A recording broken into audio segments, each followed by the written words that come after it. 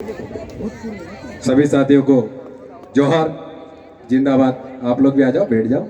लंबी लड़ाई लड़ना है अपने को, जमीन बचाना है। खड़े खड़े तो अपनी जमीन लूट के चले जाएंगे। आ जाओ इधर पीछे से आगे बैठ जाओ, सब बैठे, हमारी माताएं बैठी। साथियों,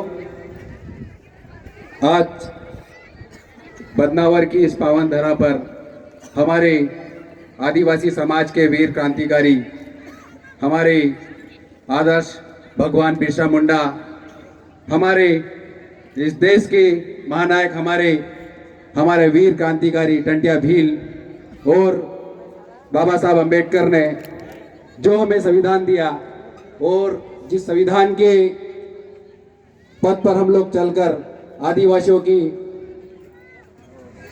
जो संविधान में दी गई, संविधान की 5वीं अनुसूची, पेशा कानून 6वीं अनुसूची और आदिवासियों को संवैधानिक अधिकार के लिए जो हमारा जो संघर्ष है, आज उन्हीं संघर्ष के बल पर, उसी संविधान को मानते हुए आज ये आदिवासी समाज का पढ़ा लिखा नौजवान युवा आज संवैधानिक दायरे में रहकर ये जमीन बचाने की लड़ाई भी आज लड़ रहा है। साथियों, जिस प्रकार से हमारे बदनावर में आज ये करीब करीब 20 से 21 गांव की जमीन है, जिसको यहाँ की वर्तमान सरकार, जो भी मध्य प्रदेश की वर्तमान सरकार, मनमोहन सरकार, मोहन यादव सरकार और केंद्र की मोदी सरकार सिर्फ और सिर्फ विकास के नाम पर सिर्फ आदिवासियों को ही क्यों खदेड़े जा रहे हैं। आज धार जिले के साथ साथ आप मध्य प्रदेश के किसी भी जिले में देख लीजिए, आज सबसे पहले अगर निशाना बनाया जा रहा तो कहीं ना कहीं आदिवासी समाज को। तो साथियों, हमको यह सोचना है कि यह आदिवासी समाज को या भोले भाले किसान और आदिवासियों को ही क्यों लूटा जा रहा है, आदिवासियों की जमीन क्यों छीनी जा रही है, इसको भी हमको गंभीरता से सोचना चाहिए। क्योंकि इस देश में कई सामान्य वर्ग की जमीन हो, चाहे ओबीसी की जमीन हो, उस पर कोई भी सरकार हाथ नहीं डाल रही है, लेकिन सिर्फ आदिवासी की ही जमीन पे हाथ क्यों डाल रही है? आप जानते हो क्यों डाल रही है? आदिवासी समाज की जमीन पे हाथ इसलिए डाल रही है क्योंकि हमारा समाज, जो आदिवासी समाज का जो जितना भी हमारा समुदाय है, वो अलग अलग उपजातियों में बटा है। हमारा आदिवासी समाज जो है अलग अलग संगठनों में बटा है। हमारा आदिवासी समाज जो है अलग अलग भाषाओं में, अलग अलग बोलियों में, अलग अलग रीति रिवाजों में बटा है।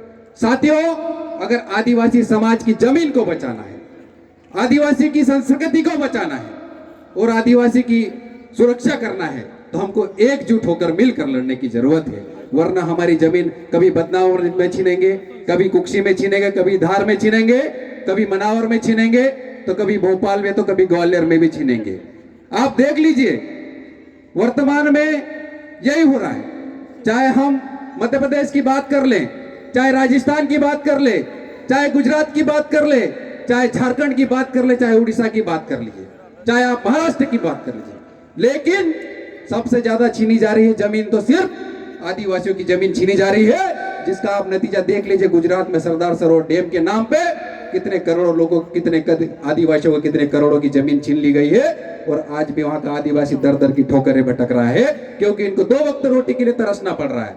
यही हालत आपके यहाँ पे बदनावर के बेसोला में भी होने वाली है। इसलिए आपको कहना चाहता हूं, ये मंच से बड़े बड़े भाषण देने नहीं आए, ये सिर्फ आप लोगों को ये कहने आए हैं कि आपके जितने भी ये 21 गांव की जो जमीन है, आज ये आप ये 5 से 7 गांव की जमीन बचाने की बात कर रहे हैं, लेकिन ये देखिए तो अभी किस गांव की जमीन को अधिग्रहण कर रहे हैं यहाँ की सरकार। तो आप लोगों से कहना है, अगर आप लोगों की 21 गांव की जमीन को बचाना है, तो सिर्फ हमको 5 गांव के आदिवासियों को एकत्रित नहीं होना है।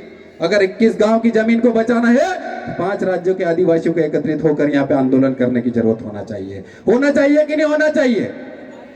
तो आज मैं आपको कहना चाहता हूं कि आपको भील, भिलाला, बारेला, पटेलिया, गोंड, कोरकू, उराव, संताल, मुंडा इसमें बटने से अच्छा है सिर्फ आदिवासियत के नाम पर हमको एक मंच के नीचे और एक झंडे के नीचे आने की जरूरत है। आज धार जिले के ये बदनावर में जिस प्रकार से हमारे बेसोला की जमीन छीन रही है, आज हमारे यहाँ के जो 21 गांवों की जमीन छीन रही है, इससे पहले भी कई हमारे आदिवासी गांवों की जमीन छीनी है, लेकिन उस आदिवासी जमीन को बचाने के लिए जब जब आदिवासियों की जमीन जो हमारे भगवान बिरसा मुंडा और टांटिया भील ने जो हमें जमीन दी है, जो हमको जमीन का मालिकाना हक दे के गए हैं, उस जमीन को बचाने के लिए जयेश युवा चाहे आदिवासी समाज का कोई भी सामाजिक संगठन कभी पीछे नहीं हटा है। और आपकी जमीन बचाने के लिए भी ये जयेश युवा कभी किसी कीमत पे पीछे नहीं हटने वाला है, आपके साथ कंधे से कंधा मिलाकर खड़ा रहेगा।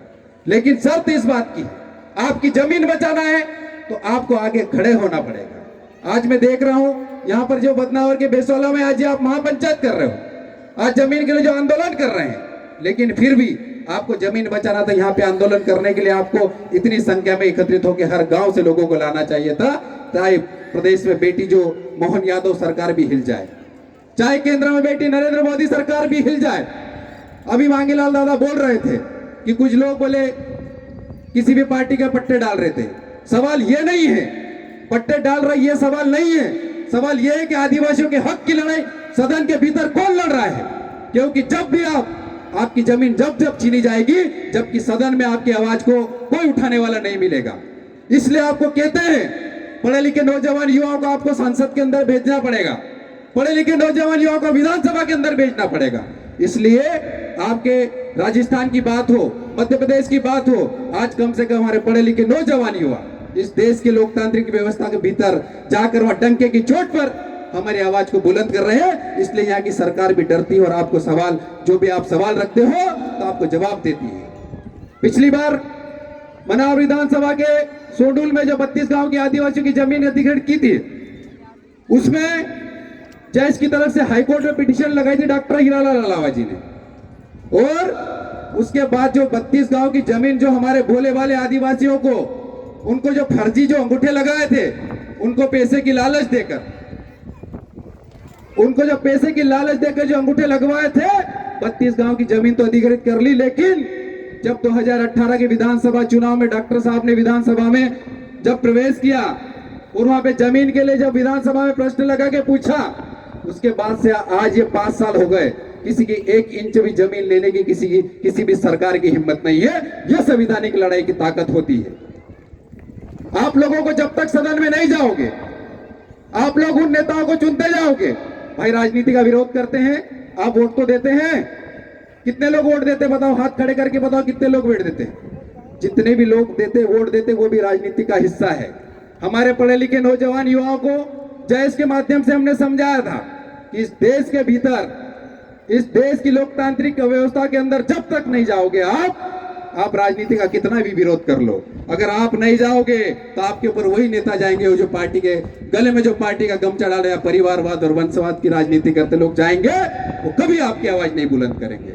अरे हमको गर्व होना चाहिए हमारे समाज के, ऐसे चाहे राजस्थान हो चाहे मध्य प्रदेश में, उनके विधानसभा के अंदर हमारे 3 से 4 विधायक पहुंचे और उन सरकारों की नाक में दम कर रखा है कि आप आदिवासियों के विस्थापन बंद कर दीजिए, आप आदिवासियों की जमीनें लूटने बंद कर दीजिए, आप आदिवासियों के साथ न्याय करें। अभी हाल ही में हम देख रहे हैं जमीन के संघर्ष करते करते हमारे कितने लोग शहीद हो गए।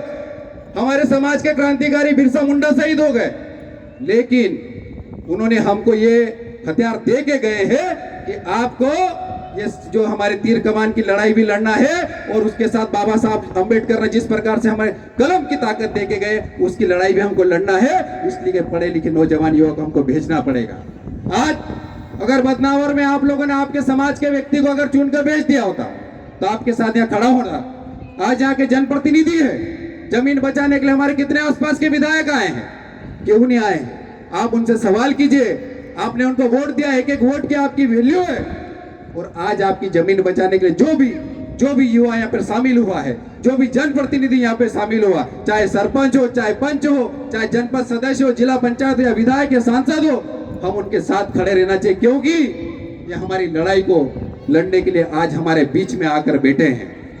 साथियों, हमारे बीच में आदिवासी समाज में यही प्रवृत्ति रही है कि हम लोग एक दूसरे की टांग खींचने में विश्वास करते हैं, हम एक दूसरे के साथ देने के बजाय उसको गिराने में विश्वास करते हैं। इसलिए आज वर्तमान में जो आप देख लीजिए, जैसे मांगो दादा ने बोला था कि जयेश का जो एक नाम ऐसा था कि जयेश का अगर आंदोलन होने वाला है, जयेश का एक स्टेटमेंट जारी होता तो ये प्रदेश की सरकार हो या केंद्र की सरकार हो, दोनों की नींदें हराम हो जाती है। आप देख लीजिए, आपकी भेसाला में आज आप लोग जमीन के लिए आंदोलन की बात करी, सोशल मीडिया में सिर्फ पोस्ट डाला है।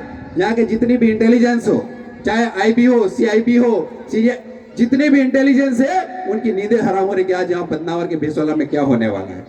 इसलिए ये ताकत है, आपकी ताकत को और बढ़ाना है और हमको मिलकर आगे संघर्ष करना है। चाहे हमारा 2 व्यक्ति पहुंचे, 4 व्यक्ति पहुंचे, हम ये चाहें कि अगली बार कम से कम 10 व्यक्ति पहुंचे और सदन के भीतर हमारी लड़ाई को लड़े। जब तक हम सदन के भीतर नहीं लड़ेंगे, सड़कों पे कितने भी आंदोलन और धरने प्रदर्शन करते रहे, ये देश की गूंगी बहरी सरकार को कोई फर्क नहीं पड़ने वाला है। एक और हमारे आदिवासियों को घिस घिस कर बांध बांध के मारा जा रहा है। हमारे आदिवासियों को कई शराब ठेकेदार मार रहे हैं, कई हमारे आदिवासियों को जमीन के नाम पे मार रहे हैं, कई हमारे आदिवासियों को बलात्कार के नाम पे मार रहे हैं। आज वर्तमान में देख लीजिए, आज ही की घटना बता रहा हूँ, आज ही न्यूज़पेपर पढ़ते आ रहा है, ग्वालियर की घटना है।